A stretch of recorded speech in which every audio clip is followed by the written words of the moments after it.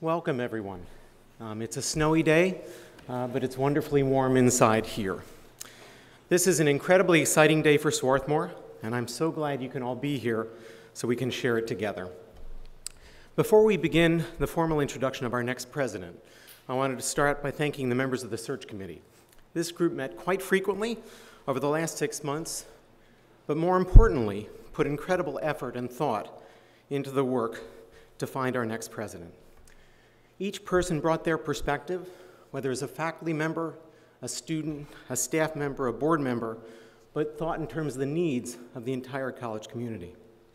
You would have been incredibly proud of how the committee worked together and represented Swarthmore to the many candidates that we met. We had a lot of help in the process. Interim President Connie Hungerford, Provost Tom Stevenson, Nancy Nicely and her team, and we were also assisted by Connie Baxter and Jenny Gifford. I think one of the things I've learned about a search process, particularly for a president, is it is a unique opportunity to talk about what we want Swarthmore to be. As a committee, we focused early on engaging with the campus community. We met with hundreds of people across the campus in formal meetings and informal conversations. The feedback we got truly informed our views as a committee and what we were looking for in our next president. You may have seen the position statement that we published back in the fall, but I thought I might quickly review some of the characteristics and attributes that we were looking for in our next president. Our goal was to find someone who had all these things, and I think we did.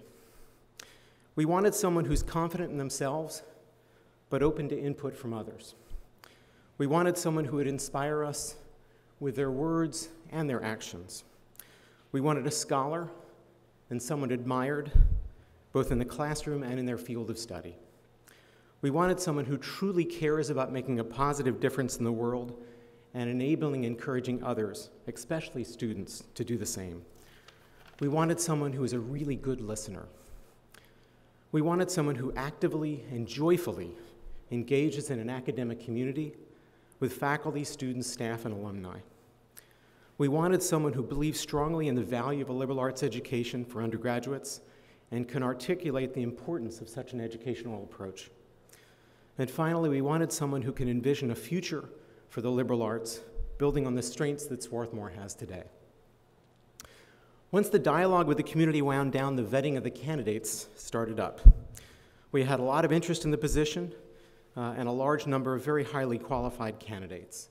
One of the things we were particularly pleased in is how many nominations we got from our alumni and from our faculty. We narrowed that field over several months to a set of finalists whom we invited to campus. Each finalist spent 12 hours on campus and met with over 50 people, groups of faculty, staff, students, board members, as well as the president's staff. And we got wonderful feedback from those groups, as well as having an opportunity to watch the candidates interact with members of our community. Our search process was not a passive engagement, but one in which our committee truly wanted to learn about the candidates. Over breakfasts, lunches, dinners, as well as more formal meetings, we talked about what was important to us, and we wanted to hear from the candidates what was important to them. We talked about our vision for Swarthmore to see if there were candidates who shared that vision, and we spoke with their references. The search committee made almost 100 phone calls to references of candidates to make sure that we had found the best possible person for Swarthmore. When we were done, we gathered for our final deliberation and quickly reached consensus on one candidate whom we presented this morning to the Board of Managers and whom we're thrilled to say that they approved. I'm now going to ask Gil Kemp, Chair of the Board of Managers, to introduce our next president.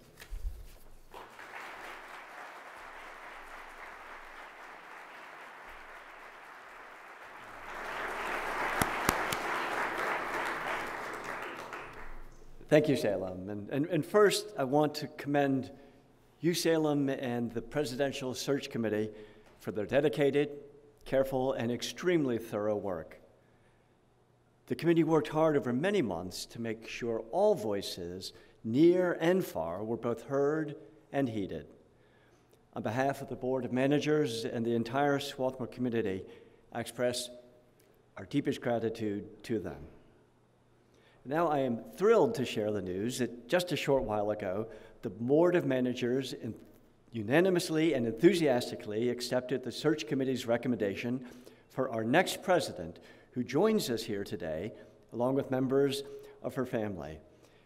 Before I tell you a little bit more about her friends, please offer a warm welcome to the 15th president of Swarthmore College, Valerie Smith.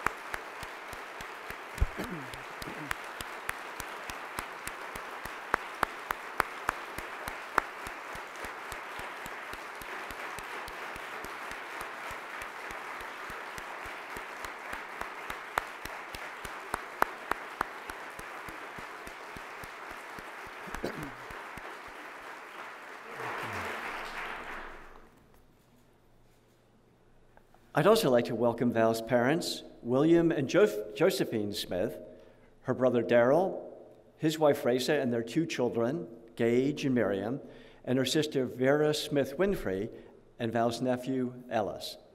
We are delighted you could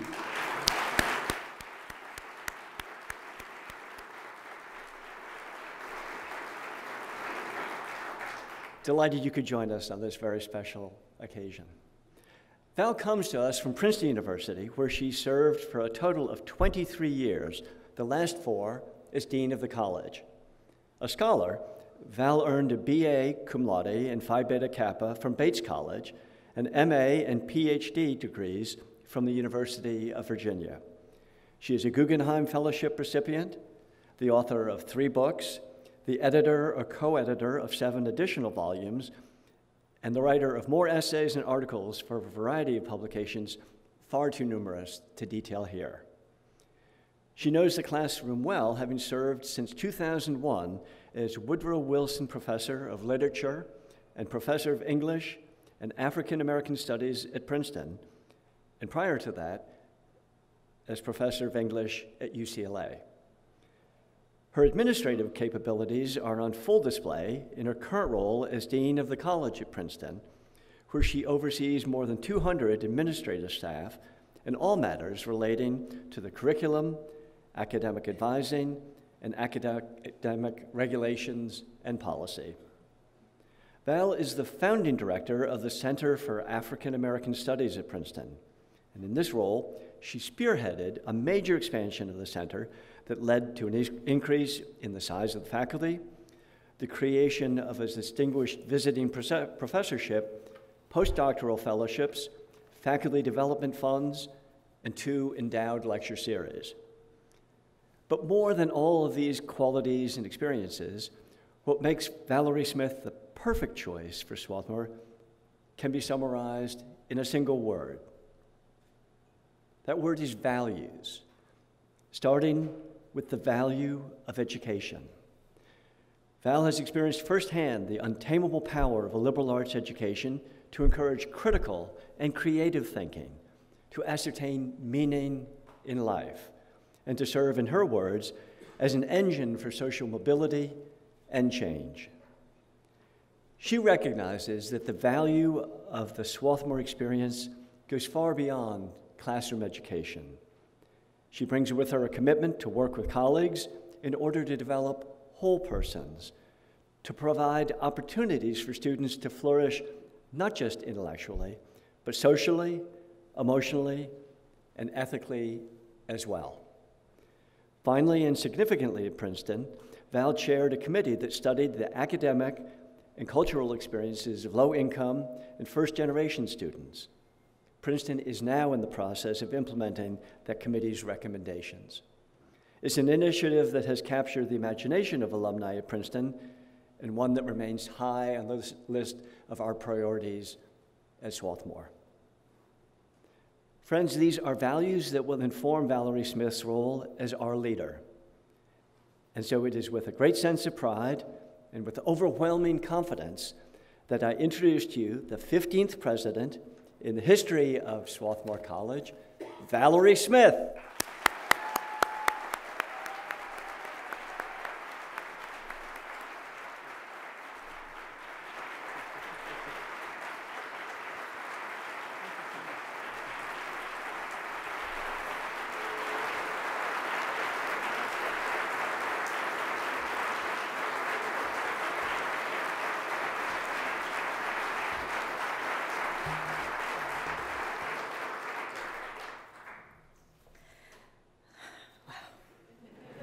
I'm just going to take my time and breathe this in for a minute.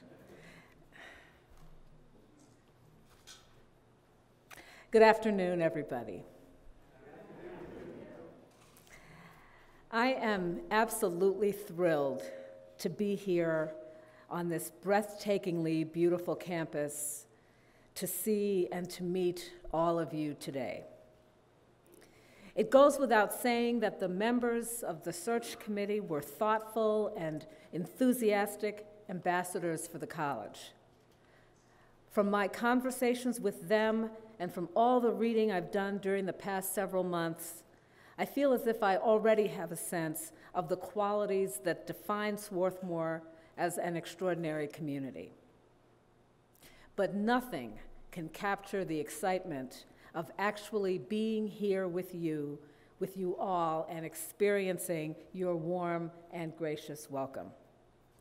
I am profoundly humbled and more deeply honored than you can imagine to have been selected to be your next president.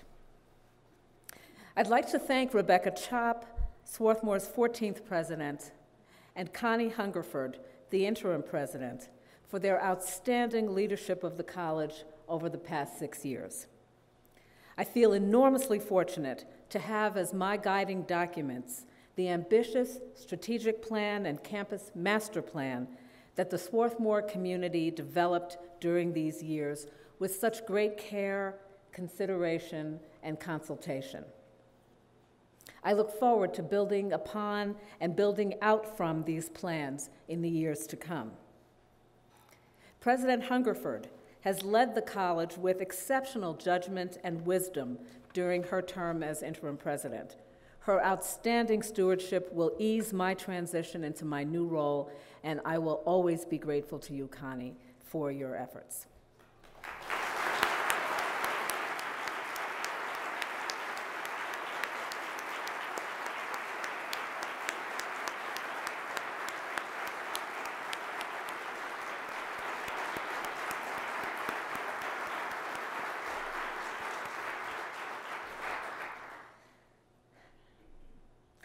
I was raised by parents whose lives were transformed by their own educations.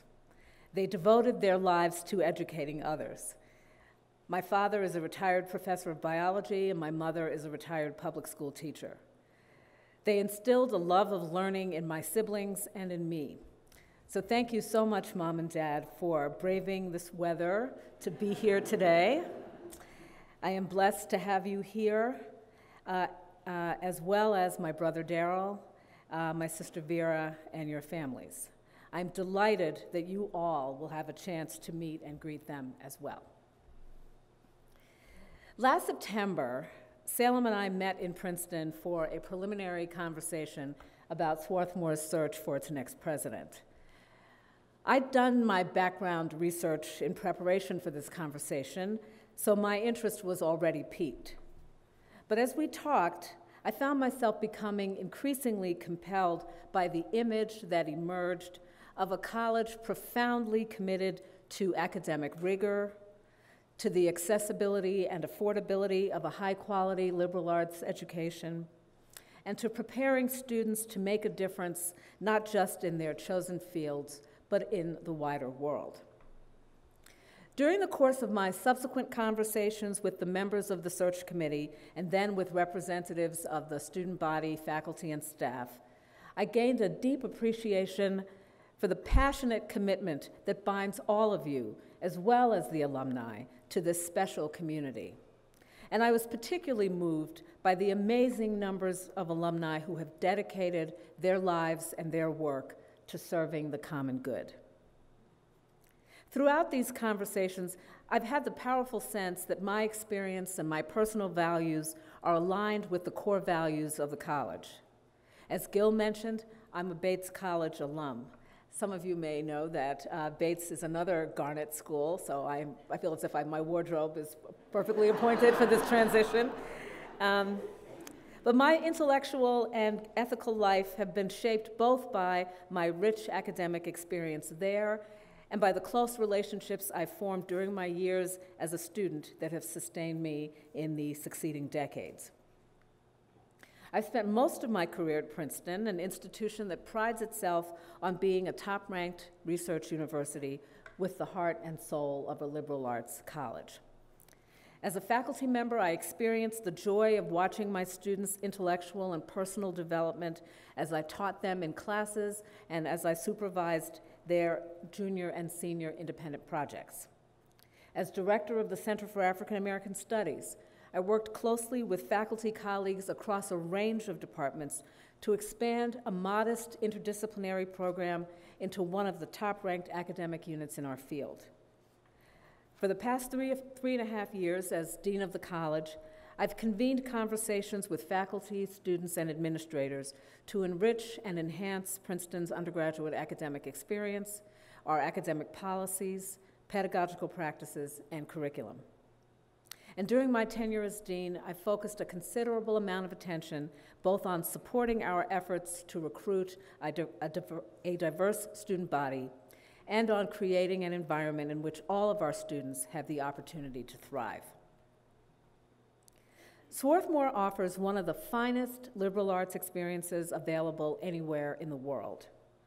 With its commitment to academic rigor and creativity, to access and opportunity for all students, regardless of their financial circumstances, to nurturing a diverse community of students, faculty, staff, and alumni, and to contributing to the common good, the college is poised to define the meaning and the value of the liberal arts, both nationally and internationally, for this generation, the next, and beyond. I'm eager to join this vibrant community and to hear and to learn from students, faculty, staff, and alumni. Building on the great work you've already begun, I hope to help make this extraordinary educational opportunity available to more high-achieving students from under-resourced backgrounds, and to cultivate a climate that enables students, whatever their circumstances, to flourish while they're here. I hope to extend the college's efforts to build a more inclusive environment for students, staff, and faculty, to invest in more innovative pedagogical practices, and to cultivate national and international research and conversation about the value of a liberal arts education.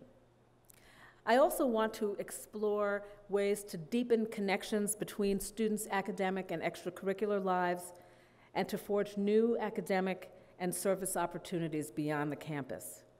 And as we strengthen our connections beyond campus, I also welcome the opportunity to form new friendships and enhance our already strong partnerships with Swarthmore Borough officials and our neighbors. So 5 months after that fortuitous first meeting with Salem, I feel extraordinarily blessed, honored, and humbled to have been invited to join this community. I'm eager to get to know all of you and to work with you and all members of the Swarthmore community to imagine together the future of this great college, to expand its reach, and to bring our dreams for it into being. Thank you very much.